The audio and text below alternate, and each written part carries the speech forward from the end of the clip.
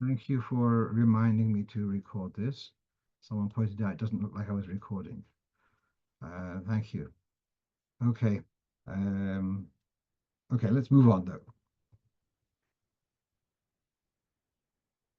May I buy shares in a company which deals with alcohol, including non-kosher wine? So let's take a look here what we have in Shulchan Aruch in the dinim of kosher wine. It says here that some say that um,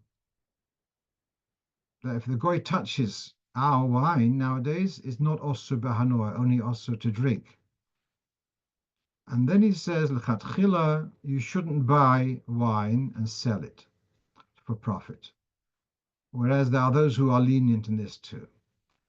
Just to explain, there is a whole siman in Shulchan Aruch of not making business with non-kosher food.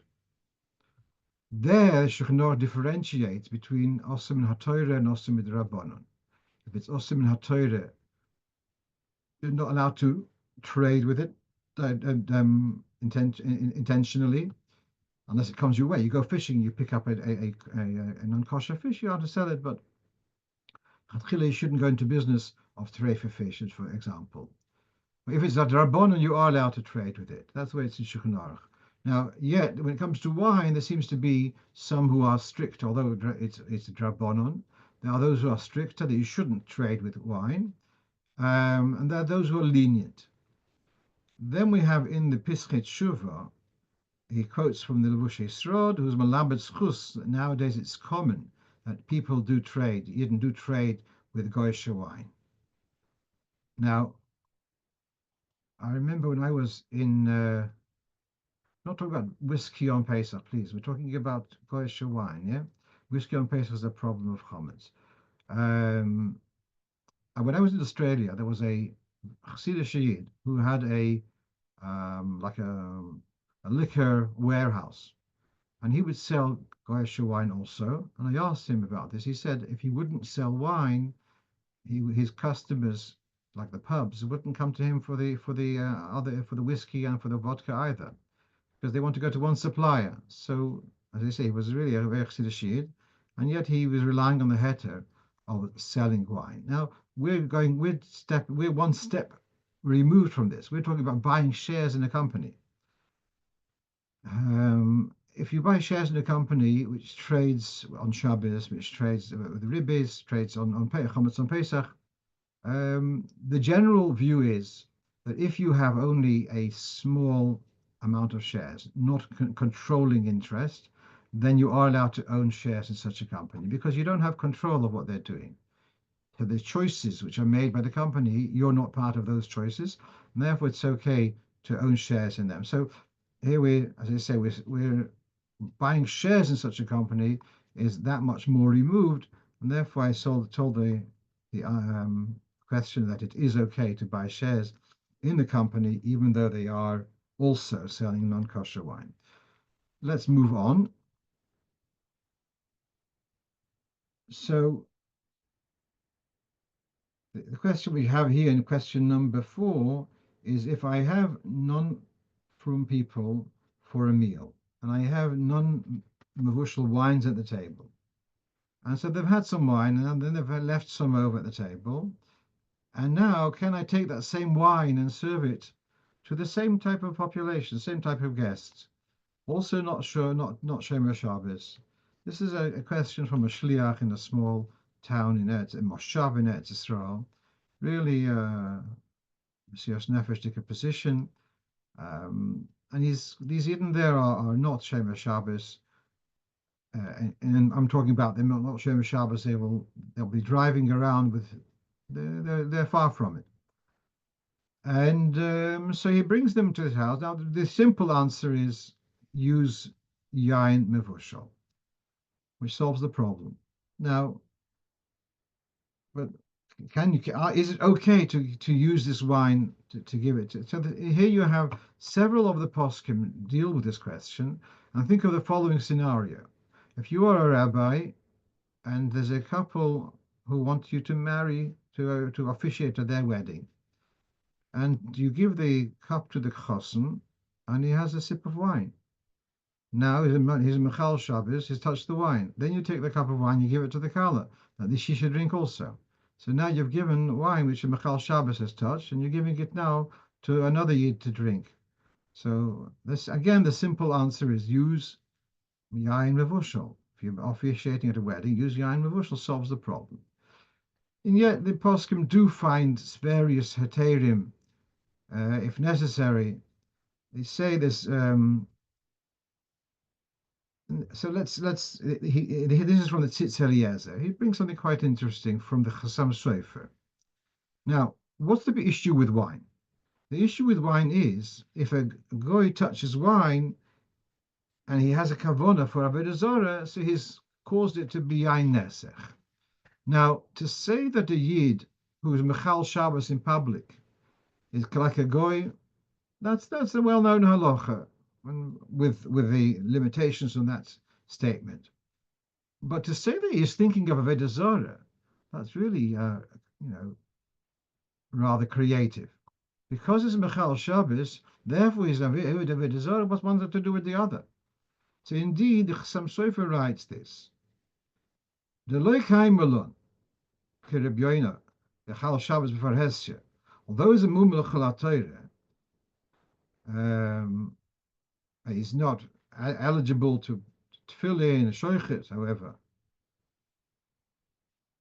But when it comes to wine, since we don't know of him worshipping Avodah Zarah, then it's not Yain Nesach.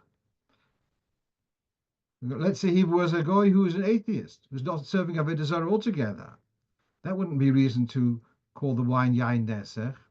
So there is room of limud zchus that even the Yid who is brazenly Michal Shabbos, that and for other things you would never use his shkita, etc. But as far as Yain Nesech, which has got to do with an intent of Avodah Zarah, that shouldn't apply. I say this that as a limud zchus. Perhaps I mentioned this before. In the 50s, the Rebbe had a whole battle about the Israeli shipping line SIM, and the Rebbe, in a letter, response to someone who just wrote to the Rebbe, he was on the ship, and on Shabbos they had davening and they had kiddush, and the captain came over and he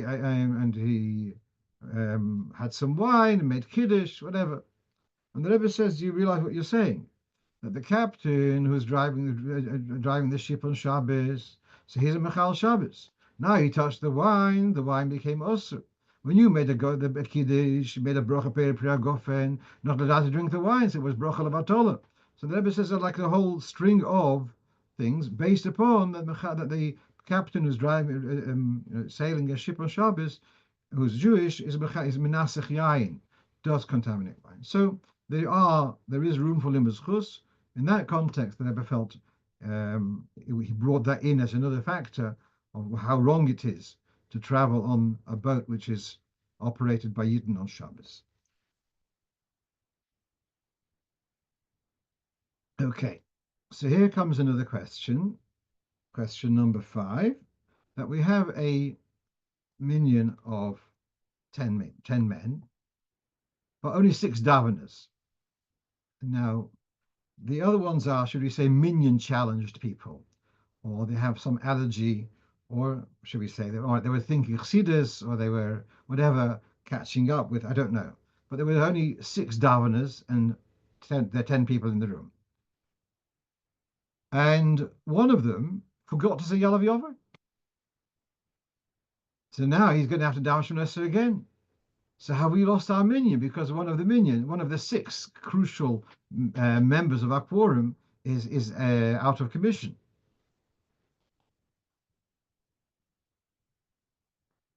So this question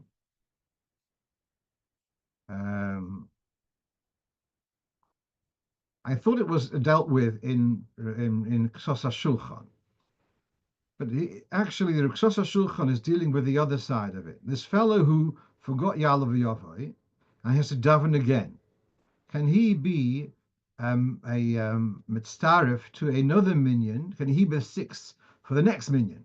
To which he says, by him is poshet, that he is mitzaref to the next minyan. But what about the first minyan? So this is you have here from Rav Menashe Klein in Mishnah Halachas. So he says that the first minyan is safe because although the one of the members had to daven again, but at the beginning when they started davening, there was a minyan. There was an authentic minyan. The fact that he messed up later, but they started up as a tefillah b'tzibur, and therefore the first minyan is safe. So I gave this over last night on my Hebrew rehearsal shir, and so one of the participants, Rabbi Shabsi Friedman from Tzfas, wrote to me that Rabbi Vilshansky, Oliver Sholem, who passed away just a couple of months ago, the Rosh Hashiva in Tzfas, at some stage, there was a few Bochrim who were asked to go over to Rabbi Moshe Feinstein to learn talk and learning. I suspect this was at the time Rabbi Moshe Feinstein had a secretary called Levin, forgotten his first name, and when he got married, he was Lubavitcher, and when he got married, he had the chuppah was outside 770, and that was one time that Rebbe Moshe came to 770. Apparently, he went into the Rebbe. There's no pictures of that, but at the time, there was encouraged some of the Bochrim, the more learned Bochrim, should go over to Rebbe Moshe and talk and learning, and so Rabbi Volshansky was one of those. And so they asked Rebbe Moshe this very same question: if 6 have davened, and one of them had forgotten to say Yalav Yovi or similar, and it has therefore to redaven again, is it still called a minyan? And Rav Moshe said very much the same as what Rav Klein said here in short, but he did say a bit more detail that the beginning of the minyan started authentically, and therefore the fact that later there was a mistake and a slip up doesn't invalidate the status of Tefillah B'Tzibur for that minyan. Okay, one of our very regulars asked me the following. It's very interesting. When I'm putting on tefillin in the morning, it's very often that someone next to me is also putting on tefillin.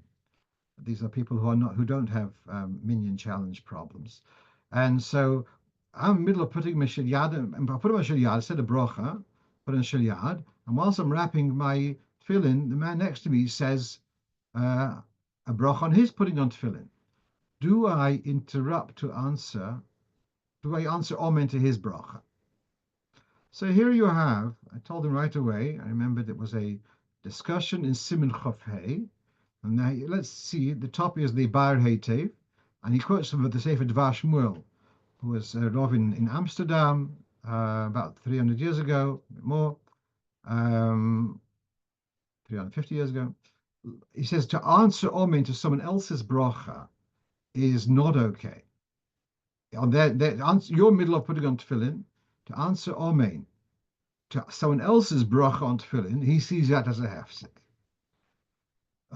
Whereas in the Sharit Shuva, he brings from the Ponim Meiris from the Meir Eisenstadt, who came later, and he says you are allowed to answer Omein because what's Omein is to say I agree with your bracha. Now, acknowledging Shekechon Mesvezes on Aniach Tefillin whilst I'm putting on tefillin is not a foreign entity. It's the same topic. And therefore, it's not considered an interruption. So here we have two opinions, whether answering Amen whilst you're putting on tefillin or between the bracha and putting on tefillin, whether there's a hefsek or not. Now, I remembered this because I had this discussion, and so this is from the Siddur, the new Siddur. The question is in relation to the bracha on Halal. When I was a bocher, it was normal that before Halal and Rosh Chodesh, someone would say to the Chazan, it's also have in mind to be moitzi the tzibur with the bracha. And then Tov Mem Aleph, I think it was Shabbos Chugas Bolog perhaps. The Rebbe says something like it was like not totally related to the Sikha, and the Rebbe says Chassidim are noyeg to chaperein zogen de blocha alleen b'chashoy. Chassidim are noyeg to chaperein, which is a ambiguous word. It's a Yiddish term to say the bracha them on their own rather than listening to the chazan. So, all right, so then that became that you do say, and he said, say it quietly. So in this article in the Siddur, I have this whole discussion. When do you say the bracha on Hallel with the, and the Rebbe said, you say it quietly, Arayin Chapman. So do you say after the Chazan, like we do on a regular Yom Tov? That's not really Arayin Chapman. So do you say it before the Chazan? So then you have a problem. If you say your bracha before the Chazan, so then the Chazan says the bracha, do you answer Amen or not? So that becomes an issue. So my suggestion there was that you say the bracha together with the chazan, as you do on Yom Kippur and by Shechionu, etc., by Goal Yisrael. You say it together with the chazan, so you don't have to answer Amen. But meanwhile, this discussion came up about if you are hearing someone else saying a bracha, and is that a hefsek between your bracha on the same article? So in this discussion comes up about the Rebbe used to say, when Megillah used to say the brachas himself. So did he also answer Amen to the Balkoire? So there are those who say that the Rebbe, they could see that the Rebbe, having said the bracha on his own, would still answer Amen on the brachas of the Chazan, on Mikra Megillah, etc. In other words, taking the position like the Ponim Meiros, that it's not a hefsek, unlike the Dvar Shmuel says it is a hefsek. And then this was discussed also in some of the journals of his kashrus. And Rabbi Eli Landau, says in the name of his father, the late Rabbi Yankel Landau, that in the house of the Rebbe Rashab, it would sometimes be a case you've just made kiddush and you haven't drunk the wine, and someone else said Hagofen, and they would answer Amen to someone else's bracha, even though it was before they had tasted, following their own bracha. So they were following the lenient opinion. Fine. That's the first thing. So do you answer Amen? So it does get you into a bit of a machloikas. So try to avoid it. But if you do get in that such a position, you should answer Amen. Meanwhile, I want to address two other points which the Bayer Hativ addresses here. One is if you put on tefillin and chol hamoed, and he says you are allowed to answer between shel yad and shel rosh, because there's no brocha which would be the question of a hefsek, which we'll come to that with a bit more detail in a moment. The third thing he says, this is the part which I don't understand, he writes the following. If I'm listening, if I didn't make a brocha on my tefillin, I'm listening to your brocha and I'm being yotzaf in your brocha, so then I am allowed to answer Kaddish and Kedusha. Now, I really don't understand that. I don't see the difference whether I said the bracha myself and I interrupt before doing the putting on my tefillin, or if I'm yotze with your bracha and a mafsik before putting on the tefillin. I don't see any difference. But he says kal lahovin. I guess for some people it is kal lahovin. Myself, sorry, I don't understand. But talking about interrupting between shel yad and shel rosh, so he said there in Rabbeinu terms that you can interrupt to answer Amen. And so this is also from the Alter Rebbe Siddur. He says when he brings in this concept of putting on Rabbeinu Tam's tefillin. Now, just people who talk whilst they're putting on Rabbeinu Tam's, they're talking about, last year's weather or in total unrelated things. That's definitely wrong. One shouldn't be talking between Shel Yad and Shosh, even Rabbeinu Tam, because nothing to do with the bracha. The Balamor says that we learn from a posuk that there should be a continued act of Shel Yad and Shel Rosh. Shouldn't be have in the two mitzvahs. There should be like one right after the other. Having said that, you are allowed to answer Amen. How much more so to answer Kaddish and Kedusha and Baruch Hu. The same thing Chol Hamoed.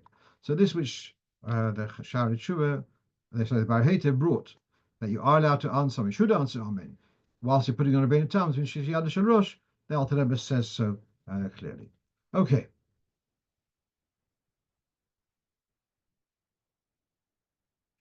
So here's a question which I got the other day. Someone has, Baruch Hashem, a few little kids, and sometimes they wake up before Tati, and they go over to the fridge, and they pull the freezer, and they pull out something from the fridge or the freezer, some cookies or something, and they haven't washed Nagelwasser. So now that Tati's come down, is it okay to give the kids this, to let the kids have these biscuits, which they took out of the freezer? Yourself, is it okay to use them? So let's look at this carefully. So this is from Siman Dalet in the Alter Rebbe's Shulchan Aruch. Now, the first four simonim, or first 3.5 simonim, there's two versions. This is from the second version, which is printed first. Let's not go into that. So he says the following: as far as Negelwas is concerned, when we shouldn't be touching food before having washed, it shouldn't contaminate the food. If it's a goy who touches, that's not a problem, because the Ruach HaTumah is only the spirit of the impure spirit, has only got a lust for where there has been Kedusha and where there has been a vacuum. So then a Jew who has Kedusha, and when he goes to sleep, there's a vacuum because the neshama is withdrawn to a large degree. And that's where, because there's a vacuum of Kedusha, that's where the Ketuma clings. And when you wake up, so then the overall impure spirit does depart, but it remains on the hands, and that's why we wash Nagelvas. But so the impurity, the tuma, is only there because of there having been kedusha, and the kedusha has departed to a degree. Now,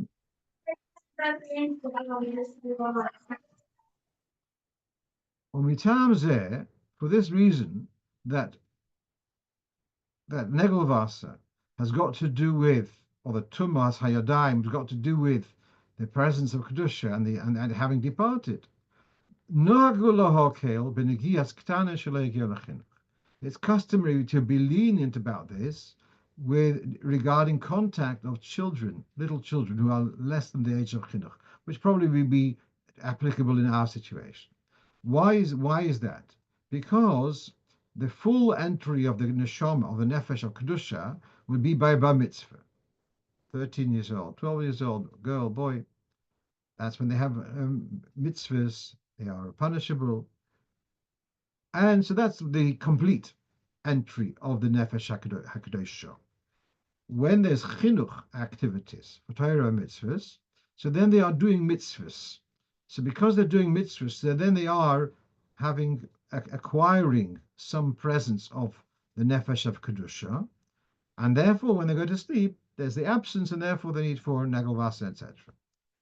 Then the Alter Rebbe adds in the brackets, which is a big chiddush, that even if the boy had had a bris, already there's a kedusha on the body, and therefore to be careful about a child touching food from the day of the bris is kodesh yom. That's really a very sacred, pious, holy behavior. So what we're seeing here is that the minhag is to be lenient about the touching of children. Once the age of chinuch, one should be more machmir. Under the age of chinuch, so there's room to be lenient.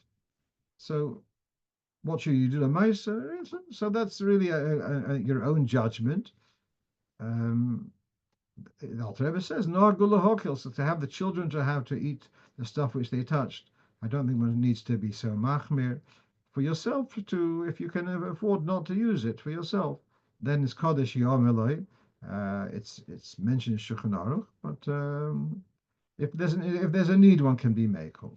I think I've mentioned this story before, that in Rostov during the war years, so the Rebbe Rashab was asked. There's two bakeries in Rostov. One is, this is Rabbi Chitmik also brings in his Zichronos, his memoirs, and they asked. There was a Jewish baker, and there was a Goyish bakery. And so they asked whether they should buy the bread from the Jewish baker who doesn't wash Nagelwasser, or the Goyish bakery, which is possibly paspalter, etc. And the Rebbe Rashab said to buy from the Jewish one. He says, buy the Jewish one is just a ruach hatuma, and not the tumah mamish. That was the Rebbe Rashab's take on it. Well, however you work that out. In my day in Yeshiva Gdoyle in Melbourne, we had a Yugoslavian cook. She wasn't Jewish, and she knew everything. She had been working in Jewish homes, very, very knowledgeable. And there was a Russian Jewish lady who used to come in to help her, a simple lady. So the Yugoslavian shiksa would tell the Jewish lady when she comes in, go wash Nagelwasser before you start touching the food. Um, right. There is a little bit of leeway on this. People ask what do you do when you have, let's say, in a Chabad house, etc. And there may be ladies who come into the kitchen and start helping, putting out the biscuits on or the cake, etc. So there are those who say that the fact that they've already washed their hands, even for hygiene, is also to some degree diminishing the Ruach HaTumah. I know that in the matzah bakeries, when they have non-from workers, so they will insist that before they start working with the matzahs, that's what I saw in New York, they make a point that the workers have to wash Negelwasser. So if you can do that, to have someone who wants to work in your kitchen has to, a Jewish person should have to wash Negelwasser, that's certainly a standard which you should aspire to. If that's not possible, so there's a little bit of leeway, as I just said. Right, so now we're almost finished our list of questions. If I leave a few minutes early, that's to be able to chaparine Ma'ariv at 9:30. But here, meanwhile, we're here. So now here's a question. Can you boil hot water in order to wash dishes on Yom Tov? So I asked what type of washing, what do you say the question, he sent me this cute picture of a old-fashioned kettle. So are you allowed to boil water in order to wash dishes? So in the Alter Rebbe, it comes up in passing in Tov Kuf Yud Aleph. Not allowed to heat up water for bathing on Yom Tov. But he says, unless you're boiling water for drinking or for washing dishes, which you didn't want to use for eating. So like you're allowed to cook on Yom Tov, you're also allowed to wash dishes to eat from them. Although it's like one step removed. It's not you eating the dishes, you're eating from the dishes. And yet, you might argue that that's called machshira eichel nefesh, but Lepoil says you are allowed to. So there it's in passing. Then I looked up to be a bit more confident about this. I looked up Shmiras Shabbos Kilchoso, this is Perek Yud Beis. So he says, well, we shouldn't boil on Yom Tov. We shouldn't be boiling water for washing dishes which were dirty before Yom Tov. You could have washed them before Yom Tov. But you are allowed to boil up water on Yom Tov to wash dishes which became dirty today, if you need those dishes today. Then he goes to what happens if you could have bought and prepared hot water before Yom Tov. He goes into some detail. Now, it's interesting. He makes a whole pilpul about this, whether the dishes were dirty before or not. Now, this is all for Shlomo Zalman, and as is a very large proportion of Shmiras Shabbos Kachos, Sakir of Shlomo Zalman, and he brings the Raya. Why is he machmir? Well, it says if you shechted a bird on Erev Yom Tov and you didn't cover the blood, you shouldn't be covering the blood on Yom Tov because it's an effort and you could have done it before Yom Tov. So the same thing, you got the dirty dishes, you could have done them before Yom Tov. So therefore, you shouldn't be doing it on Yom Tov. So then he himself picks a hole in this theory. You can say, well, covering the blood of the chicken is nothing to do with food. You're not eating the blood. Here you're washing the dishes and you're going to be using the dishes, so therefore that should be okay. And then he says another point with the blood, and he'll say so after Yom Tov, you do kisadam after Yom Tov. There's no urgency there. So 2 points. It's not needed for eating, and there's no urgency. Here so what the dishes were dirty before. You need them now, so you're allowed to wash them. So you're allowed to warm up water to wash them. Okay, so it's not so clear, but certainly to warm up water to wash dishes, which you want to use by bayoim, yeah, that's not talking about on the afternoon for the evening. I'm talking about for the same day, in the morning for lunch, etc. That would be okay. Okay, just a couple more points. Last week, I had left this question on, I wasn't sure. It talks about a flask of wine, and it says if it's missing, if it's not full, V'higiu dafanoisov zoi im zoi. And the walls of the flask are touching one against the other. And I didn't understand what that means. So a shliach in Hawaii obviously heard a recording, and he sent me kindly this picture of a leather wine, whatever it's called, flask.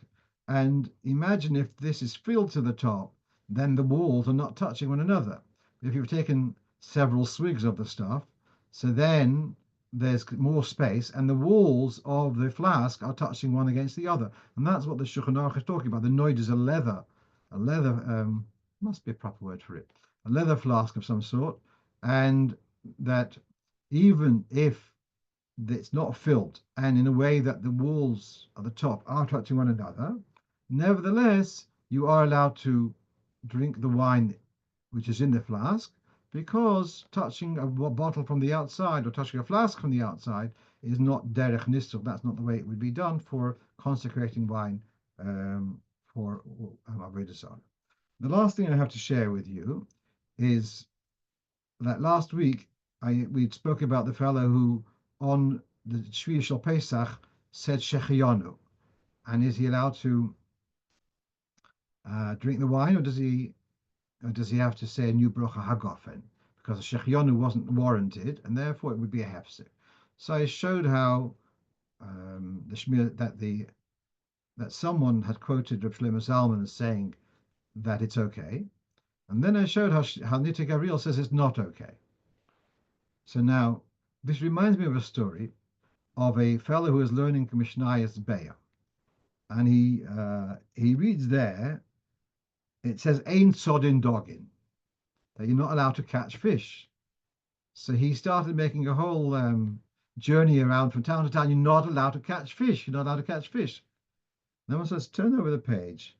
B'yom tiv. B'yom tiv. You're not allowed to catch fish in Yom Tiv. So I didn't turn the page in the Nitze Gavriel. And the following page, well, on the first page, it says, you're not allowed to, you'd have to say Hagofen again. V'yesh oimrim.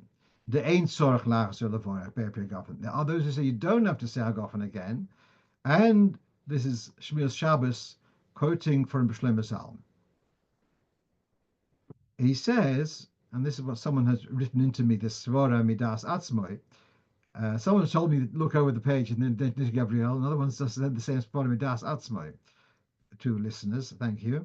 That it's not a hefsek, because you have this concept of govil latura.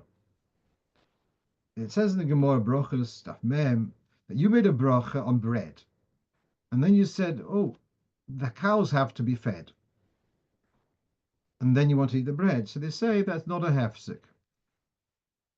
So he's so this is Shlomo Zalman's in quoted the Shmiras Shabbos Kochasa, talking about this. He says when you made shechianu, it's like you've said, feed the ox, feed the cow. And then afterwards, oops, I've already sold the cow. There's no cow to feed. But when you said, I thought that you have to feed the cow. Therefore, it's not a hefsek. But then that's what he's saying. You thought you have to say shechianu. In fact, you don't need to say shechianu, but because you thought you have to make a say shechianu, therefore it's not a hefsek. The Shmiras Rav Neuvet questions Shlomo Zalman's position, and he says that it's not the same, because the story about feeding the cow is because lechatchila one shouldn't be eating before feeding the cow. Therefore, it's related here. Whereas the shechianu is not invalidating the kiddush at all. The absence of shechianu do say so he's not so sure. But at any rate, this is the background to the Shlomo Zalman's psak, and you can read it up here. There's a longer note in the Shmiras Shabbos Kochasa, quite complicated. I'm going to leave it at that. As I said, I'm going to try to chaperein to get to Ma'ariv on time.